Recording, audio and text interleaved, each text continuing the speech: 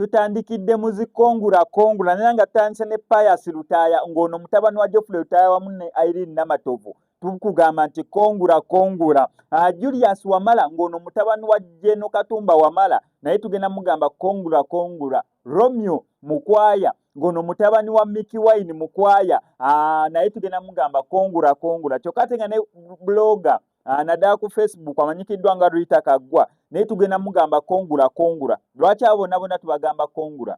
Nkwaniriza nnyo wano ku SMX Media nange MSMX wano tubane updates buli lunaku buli kiseera. Story wegira otugikolera esinga okubeera ekikulu nti stories zaffe tuzikonvatinga ne zibeera nga zeyoka datawo aleme kubeera nga agenda mungi. Kankusawo subscribing onyigene ku notification bell eyo tojja kubeera nga misinga updates naddala nga zino. Si wano ku SMX Media tubane bannaffe aba Legit Shots namba y'essimu yaabwe eri awo wansi. Bakugamba muyimbi yenna yagala okukolera oluyimba lwo video we bali bagenda kikwasaganya bulungi nnyo nnyini ddala. Gwe yagala audio w'omulembe on top of that nga oluyimba tulupromotinga ku TV ne ku radio stations ez'enjawulo kubira ku neyo namba y'essimu gy'oli mu kulaba awo yaba Legit Shots. Kyokka ate mwe mubeera n'oluyimba nga lwa ssomero oba b'amasomero balina special offer gye muli. Bakubire kubiziko enamba y'essimu ebisigadde obibalekere. Tutandikire wa? Katandikire owa Pius Lutaaya ng'ono mutabani wa Geoffrey Lutaaya wamu ne Irene Namatovu tumugamba kongula kongula okubeera nga olabye omwana wo ng'asomye era bw'atyo n'atikkirwa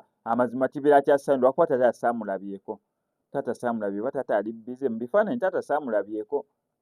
Tata saamulabyeko simanyi ki ekyatuuseewo ku taata naye nga twagala okuyoozaayoza waneno ku SMX Media nti kongula kongula ngenda bayisaamu mangu mangu speed kubanga eno gundi jasi yakwencouraginga abantu nti nabasigadde mukisobolera ddala.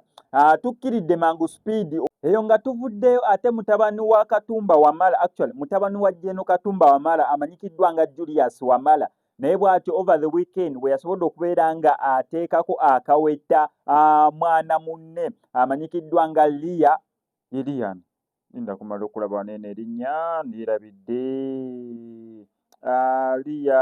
ye muwala wa Jeno Addison Mukasa kwegamba ndooza eno tu definition ya bino byabanene ebyabanene mutabani wa Jeno Katumba Wamala awasiza muwala wa Jeno Addison Mukasa. Taata Jeno ow'omuwala taata Jeno ow'omulenzi kati abaana baba Jeno basazeewo beekuba embaga nange soka owulira ebintu ebyo ndowooza ke kayimba akatuufu ak'okuyimba nti bino byabanene obanga toli munene ezo entalo zibeera z'abanene. Yes, on top of that ate tukomekerere wamu ne bloga munnaffe naddala ku Facebook Rita Kaggwa. Yes, naye yagraduatinze ono nga yagraduatinze yafunye PhD mu education physiology ndowooza bye bagiyita saagala kubeera nga nsobola bitiibwa. So waneno ku SMX Media nsalawo bonna tubayiseemu eggale nga tubayozaayoza otuuka ku eri ekkula. Tugenda siga tukuwa updates gwe tulina okukola subscribing and the notification bell ebisigadde obitulekere. Si wano ku SMX Media nkujjukiza bannaffe aba Legit Shots gwe omuyimbi ayagala okukolera oluyimba lwa video oba oyagala kukola oluyimba lwa audio balina studio ey'omulembe. On top of that nga bakwata emikolo kwanjula mbaga graduation abamasomero balina special offer mbanga mulina akayimba kammwe ak'essomero oba nga mwagala kukola luyimba lwa ssomero bajja lukola audio balukole ne video mwabalina audio ready bagenda bakola video ey'omulembe. Bakuleko ku enamba y'essimu gy'olaba wansi awo ebisigadde obibalekere.